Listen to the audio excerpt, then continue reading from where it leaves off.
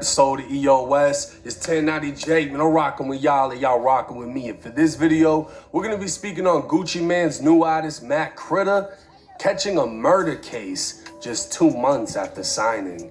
Hey, listen, I need all my day one fans to welcome the newest member of 1017, Matt Critter, and this mother straight out of Memphis. New 1017 giant boy. I see as a mother. Put it on board, man. Legend has it, signing the Gucci Mane's 1017 records comes with a new chain and a prison sentence.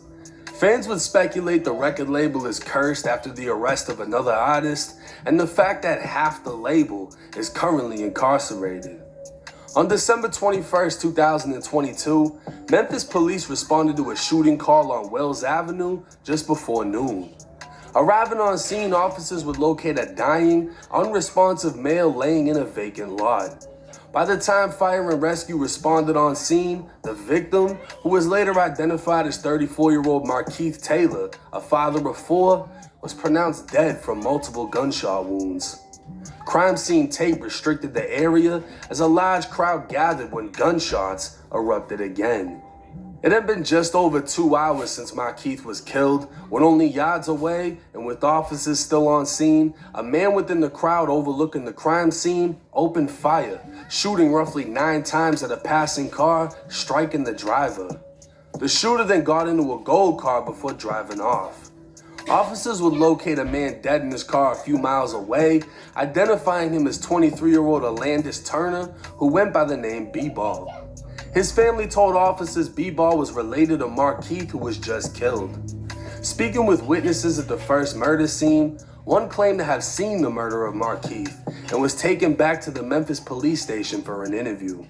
Speaking with investigators, the witness claimed to have been on the vacant lot at the time of the shooting and observed 4 black males in the SUV stop before pulling off. The SUV returned a short time later where it once again stopped, but this time 4 males got out when one of them, identified as Daniel Bates, called out to the victim. 25-year-old Daniel Bates is more commonly known as the rapper Matt Critter and signed to Gucci Mane only 2 months prior. According to the witness, Matt called out to the victim and told him to get out of his van and come to them. For whatever reason, Markeith listened. As he walked up to the 4 men, they began walking to him as all 4 of them drew handguns, and one man, identified as Gary Taylor, raised his arm and started firing. According to the witness, Markeith would hit the ground as Gary Taylor continued shooting into his body as he stood over him. The 4 men then returned to the SUV and drove off.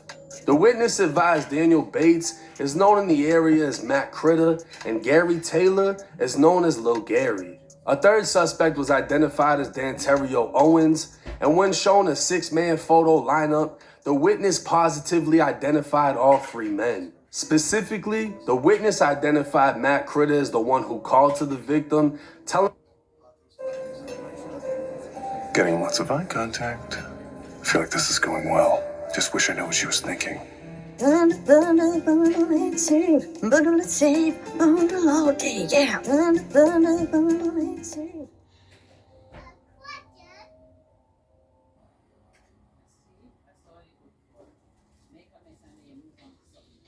If you could have your own Walmart store making thousands of dollars a day, and you didn't even have to manage it, would you do it?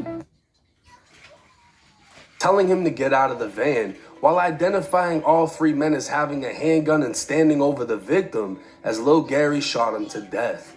It's unclear if the witness identified the 4th suspect, as a 4th suspect is yet to be arrested.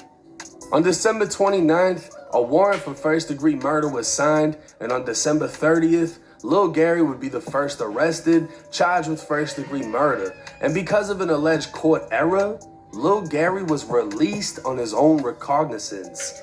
So an alleged gang member, who according to a witness stood over a man while shooting him to death, was released without bond, and under the promise he'll show up to his next court date. The victim's mother would speak in a news interview questioning how they could release the man accused of killing her son. She'd also show the bullet holes that hit her home, as days after her son's murder, her house, her sister's house, and her father's house were all shot up. I don't understand how could they let a first-degree murder go? I mean, it's no explanation for that. And he had to beg for his life because that's probably all he was thinking about, his babies. Days after her son's murder, Taylor says someone fired shots at her home, her sister's home, and father's home too. Taylor says her late son had 4 daughters. She fears for their life and safety. Everybody I see now, I'm really terrified because I don't know who is who. I don't know if they got a picture of me. I don't know if they ride around. I'm trying to keep my family safe and I have nothing. January 2nd, 2023, Matt Critter and Danterio Owens would both be arrested, and the following day as they were arraigned on first-degree murder charges, Lil Gary would actually show up to his court date and be placed back in custody without bond. The first victim, Markeith Taylor, is said to have gone by the name Mac Demp and has ties to the Gangsta Disciples, but his strongest ties were to his 4 young daughters. Demp worked detailing cars and is said to be the father of Matt Critter's sister's daughter, meaning Matt Critter essentially played a role in his own niece's father's death. The second victim, known as Maserati B-Ball or Butterball, was a father of one with another child on the way. Both Matt Critter and B-Ball have ties to 7th Street and the 700 Walkdown gang, and B-Ball can be seen in multiple videos with Matt Critter and even wearing his 1017 chain. What comes as a surprise is Matt Critter seems to have also been close with Demp, and 2 days after he was murdered, Mac would post to Instagram a picture of them with the caption reading, "Long live Demp. I got your girls forever. I love you, big brother. People in the hood hated how much I loved you. We had a bond nobody can break. I got signed. You was happier than everybody from the hood." Keep in mind, according to a witness, Matt Critter stood over Demp just 2 days before and watched him get shot to death. At this time, a motive is unknown, and Memphis police have confirmed 3 suspects were detained regarding the death of B-Ball, but no arrests have been confirmed. Now this case sounds like the back door of the century. Matt Critter is being accused of killing his sister's baby daddy. And then right after that murder happens, at the same murder scene, 2 hours later, while people are still there, the cousin drives by, someone sees him, and they shoot him. And he's able to drive off and dies miles away. And it just so happens that he is also tied in with Matt Critter. This is one of Matt Critter's people. But Markeith, who was originally killed, was also. I don't know. I have no idea how to explain that. It sounds confusing as hell because obviously we aren't in the mix. The police don't know what happened.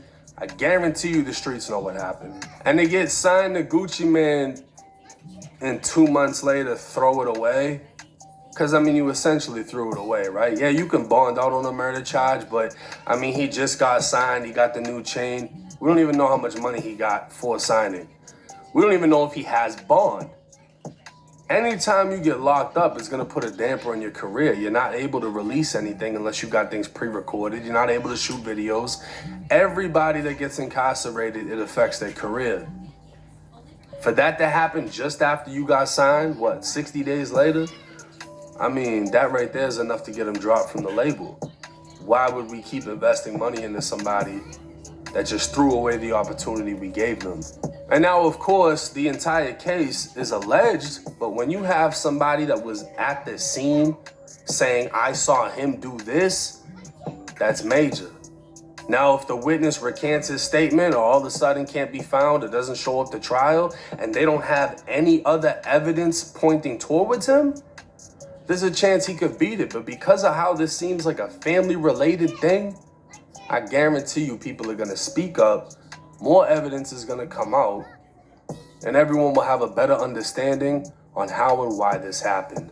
But I'm not going to lie, to hear that somebody was at the murder scene and pulled out a gun and shot 9 times while the police were there and then drove off and got away, that's crazy. That's bold. That's wild. And above all, that's personal. But hey, it's 1090 Jake. I'm rocking with y'all and y'all rocking with me.